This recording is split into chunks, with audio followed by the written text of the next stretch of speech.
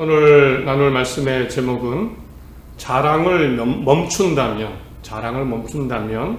이라는 제목이고요. 자유와 사랑으로 살 수 있다, 이런 제목입니다. 고린도전서 3장 18절부터 23절까지입니다.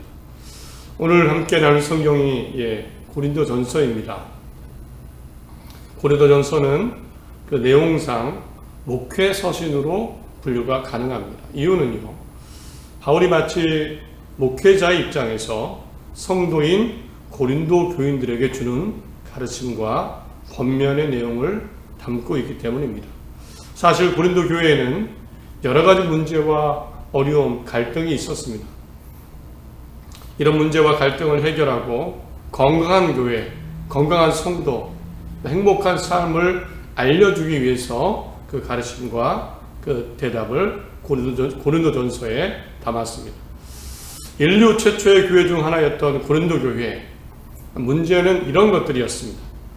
먼저 교회가 분열하고 갈등했습니다. 최소한 4개의 세력으로 갈라져서 다투었습니다.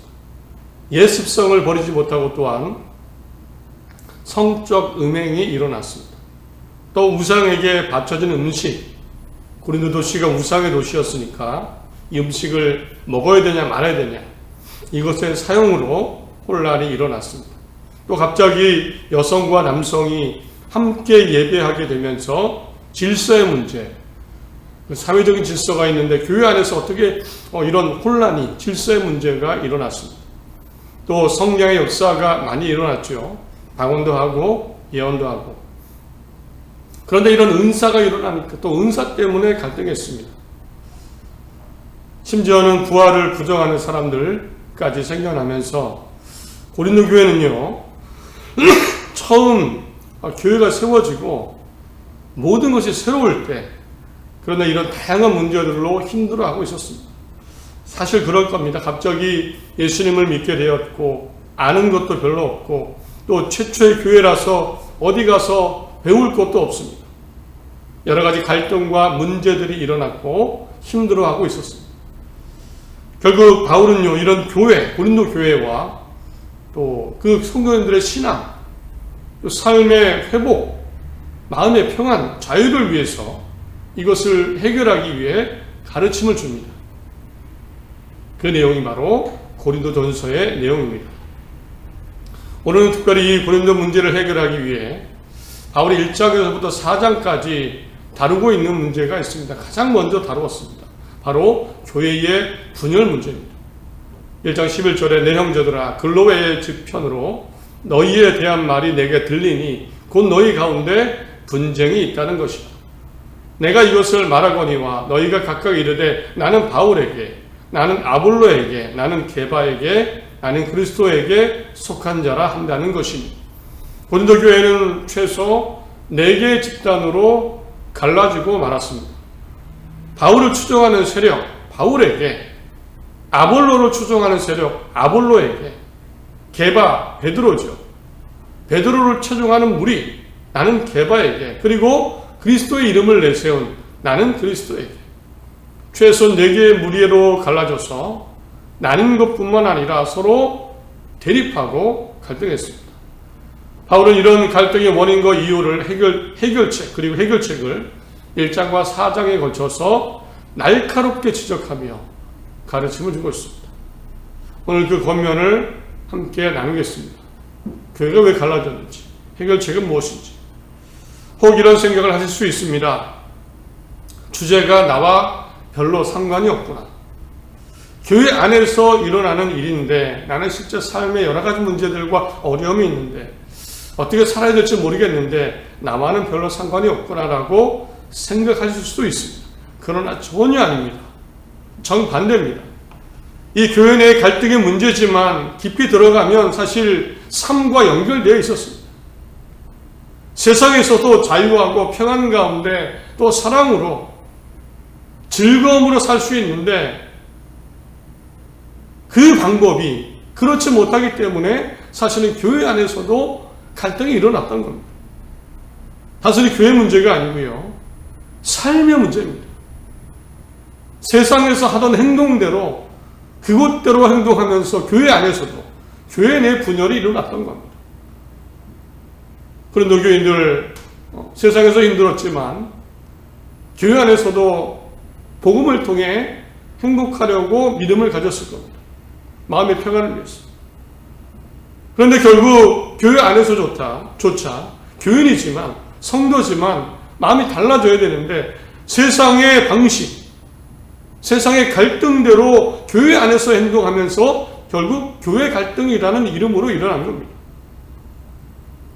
근본 원인은요, 하나님을 믿지만 세상에서도 교회에서도 세상 방식, 그 당시 헬라 방식, 인간적인 방식으로 살아서 그런 갈등의 경험 속에 힘들어했습니다.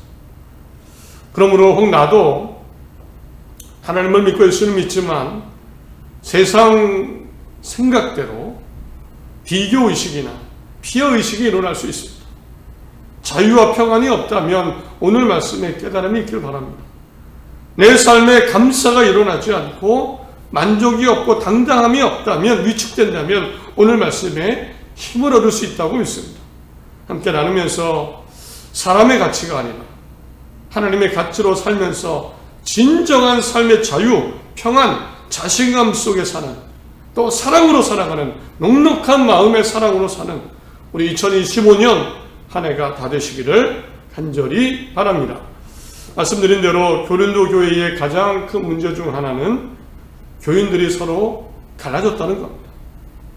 1장 12절에 내가 이것을 말하거니와 너희가 각각 이르되 나는 바울에게, 나는 아볼로에게, 나는 게바에게, 나는 그리스도에게 속한 자라 한다는 것입니다. 어떤 사람은 나는 바울 편입니다. 바울이라는 사람을 따르겠습니다. 바울은 잘 알려진 인물입니다. 고린도 교회를 세운 사람입니다. 창립 멤버, 누구나 알고 있고요. 힘이 있는 사람입니다. 18개월간 이 고린도 교회에 머물면서, 고린도 지역에 머물면서 그때 고린도 교회가 세워졌고, 이 개척 멤버이면서도 고린도 교회의 가장 중요한 영향력이 있는 사람이 바로 바울이었습니다. 어떤 사람들은 나는 이 바울을 따릅니다 라고 했습니다. 또 어떤 사람들은요, 나는 아볼로 편이다. 아볼로는 사도 바울의 친구로 여겨지던 사람입니다. 이집트 출신으로 유대인이었습니다. 그리고 성경에 능통했고 말을 참 잘해서 설교를 잘했고 은혜스러웠다고 합니다. 말 잘하고 성경 잘하고 언면이 뛰어나고, 그래서 어떤 사람들은 나는 이렇게 언면이 좋고 박식한 아볼로를 따르겠다, 아볼로 편이다 라고 말했습니다. 또 어떤 사람은요, 나는 게바 편이다, 베드로 편이다. 베드로가 고린도 교회를 방문했는지는 알 수 없습니다. 그러나 바울이 정말 유명하다면 어쩌면 바울보다 더 사람들에게 알려진 사람이 베드로입니다. 예수님과 함께 실제로 살면서 수제자 중에 한 사람, 예루살렘 교회의 최고의 사도. 그래서 어떤 사람들은 나는 베드로를 따르겠다.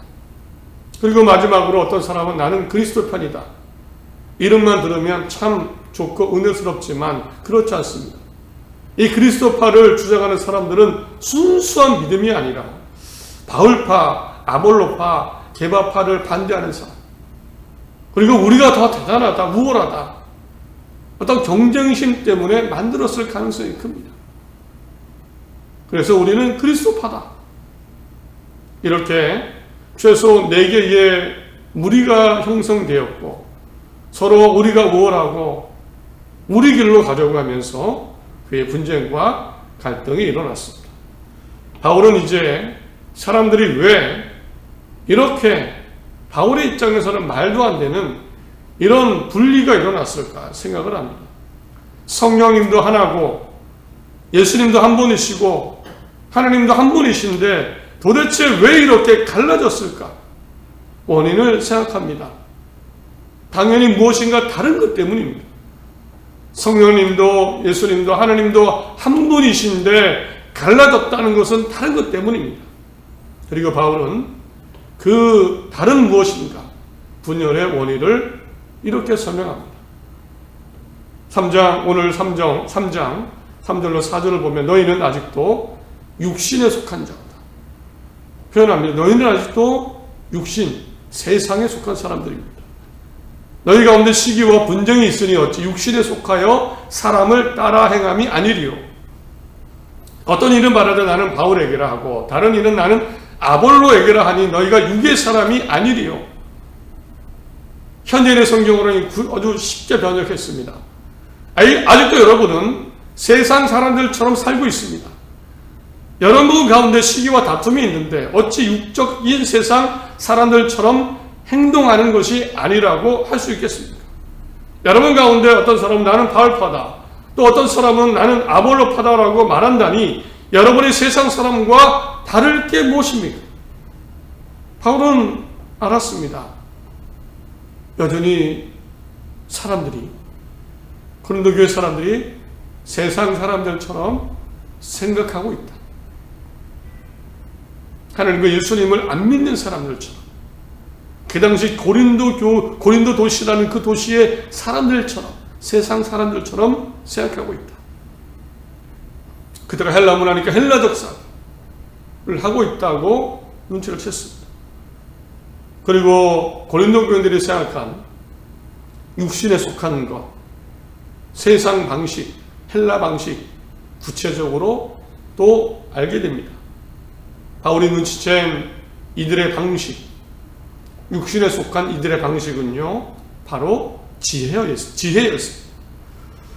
바울은 유독 지혜를 참 거부하는 표현을 자주 씁니다. 1장 17절에도 그리스도께서 나를 보내심은 세례를 베풀게 하려 하심이 아니요 오직 복음을 전하게 하려 하심이로되 말의 지혜로 하지 아니함은 나는 내 지혜로 똑똑함으로 십자가를 전하지 않았습니다 라고 표현합니다. 일부러 1장 17절을 시작으로 30절까지 지혜라는 단어가 13번 나오는데 지혜를 거부하는 표현들입니다. 오늘 3장 18절 20절에도 지혜가 반복됩니다. 아무도 자신을 속이지 말라. 너희 중에 누구든지 이 세상에서 지혜 있는 줄로 생각하거든 어리석은 자가 되라. 그리하여야 지혜로운 자가 되리라. 똑똑하다고 생각한다면 어리석다고 생각해라. 나는 지혜로워라고 생각하면 자랑하면 그건 어리석은 거다.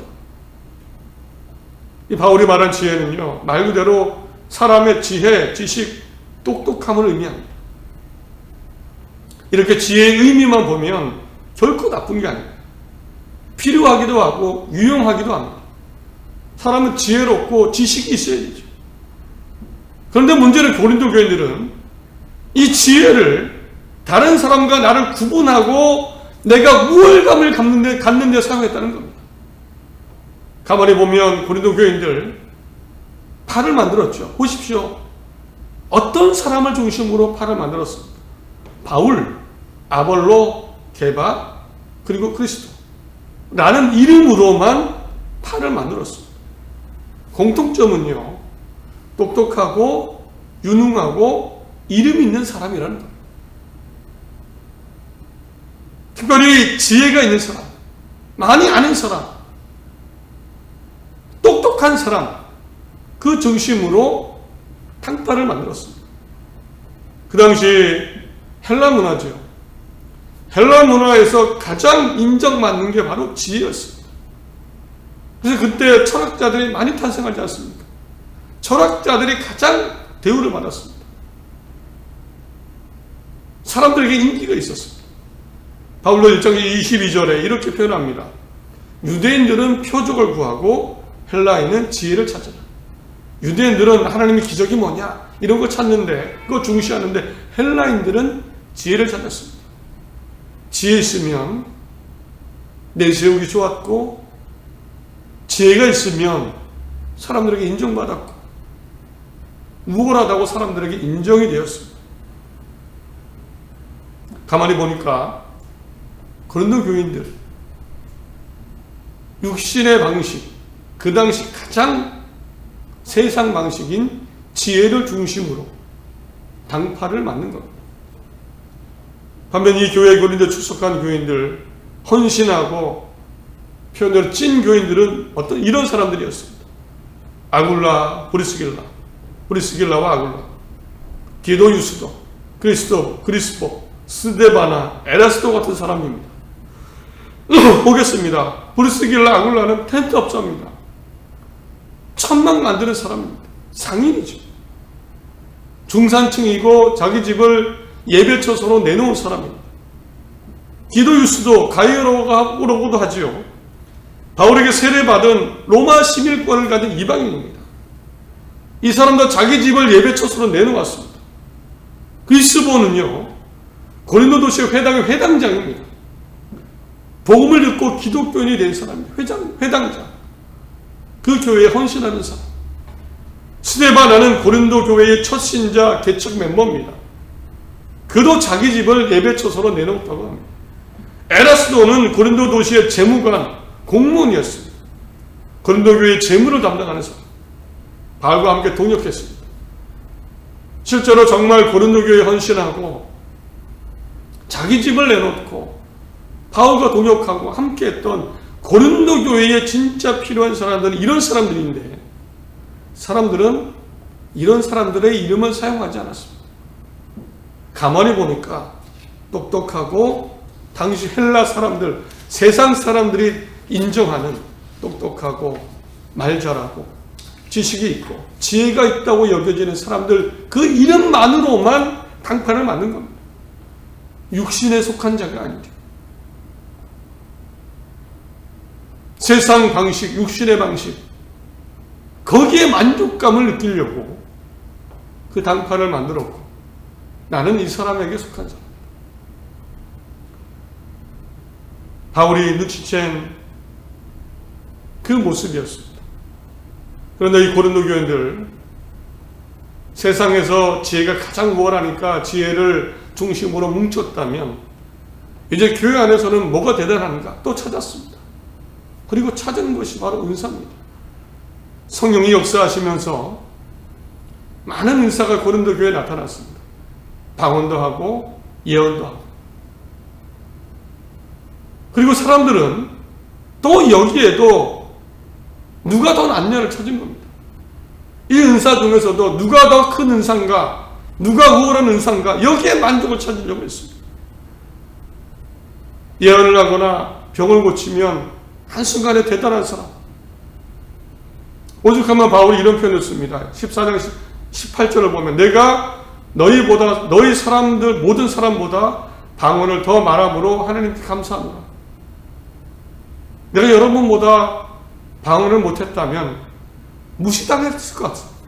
바울은 방언도 못해. 바울이 표현합니다. 내가 정말 감사한 건 내가 여러분보다 방언을 많이 한다는 겁니다. 가만히 보니까 여러분들 이런 은사로 우월감을 느끼는데, 내가 만약 방언 못했다면 여러분 나를 무시했을 것 같습니다. 이런 내용이 담겨 있습니다. 방언을 더 말함으로 내가 참 감사하다.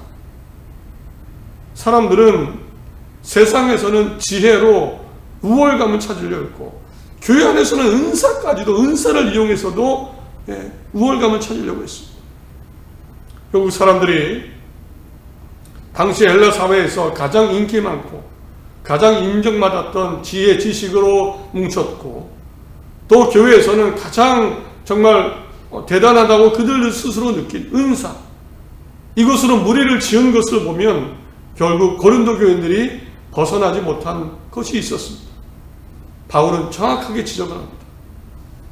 고린도 교인들은 여전히 세상 자랑 속에 살고 있었습니다. 세상 자랑. 세상 자랑.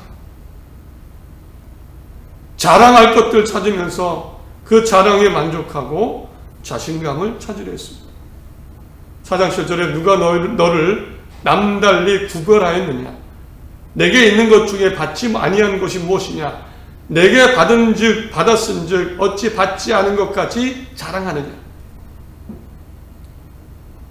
여러분, 하나님께 다 받았는데 왜 받지 않은 것처럼 여전히 세상 자랑하면서 세상에서 그런 자랑으로 만족을 느끼려고 하시는, 이런 표현입니다. 다 받았는데 왜 받지 않은 사람처럼 세상 자랑, 어떤 자랑, 자랑 속에만 살고 있습니까?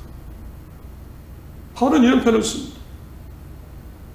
자랑하려고 지혜로 뭉쳤고 똑똑한 사람 따라다녔고 자랑하려고 은사를 갈망했습니다.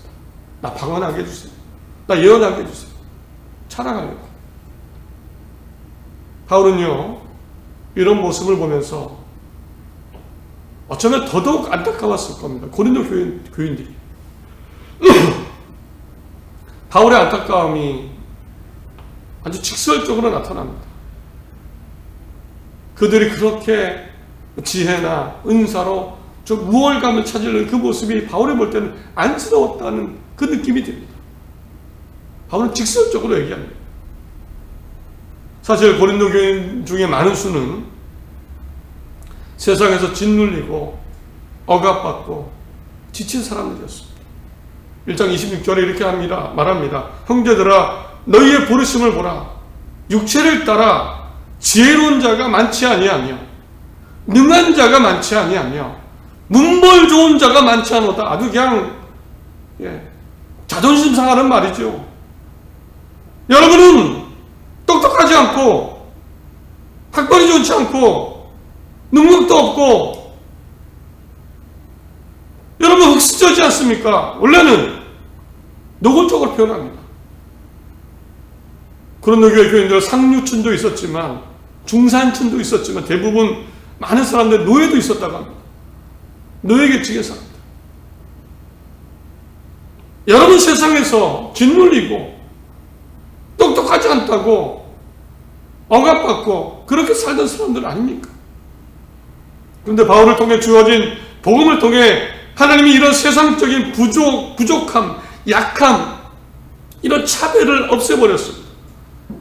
1장 27절 그러나 하나님께서 세상에 미련한 것들을 택하사 지혜 있는 자들을 부끄럽게 하려 하시고 세상에 약한 것들을 택하사 강한 것들을 부끄럽게 하려 하시며 하나님께서 세상에 천한 것들과 멸시받는 것들과 없는 것들을 택하사 있는 것들을 폐하려 하시나니 이런 세상 자랑을 폐하려 하셨습니다.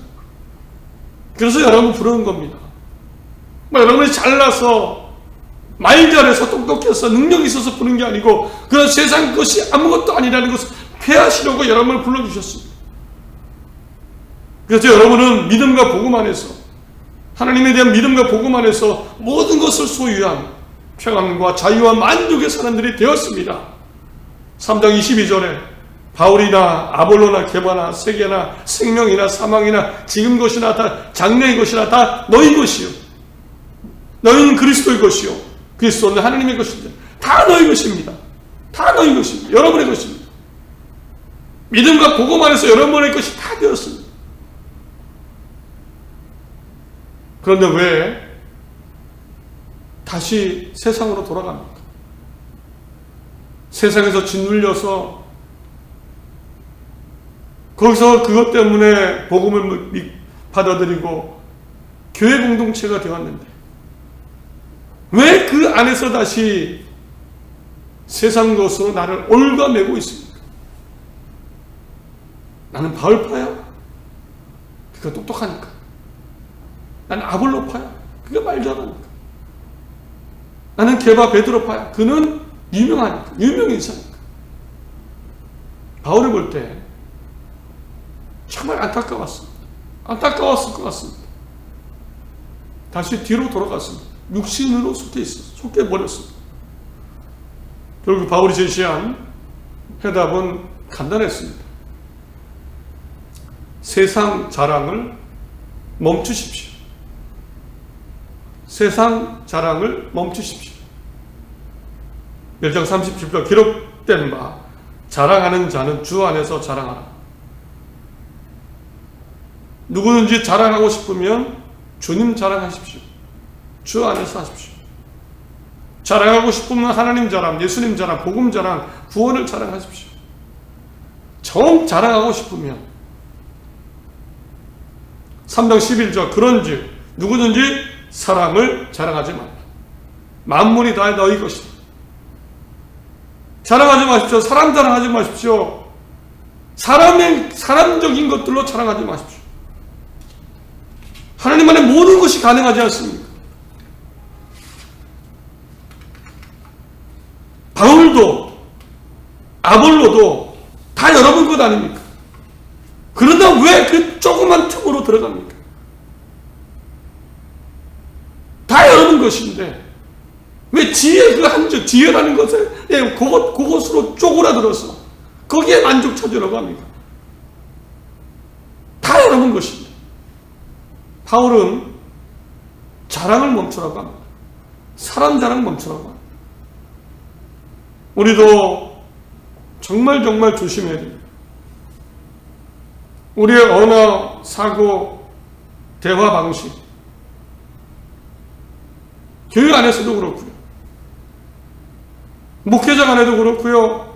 성도 안에도 그렇습니다. 가정 안에서도 그렇습니다. 그 생각의 방식과 행동이요. 세상 자랑으로 되어버리면 다시 우리는 세상에 묶이고 맙니다.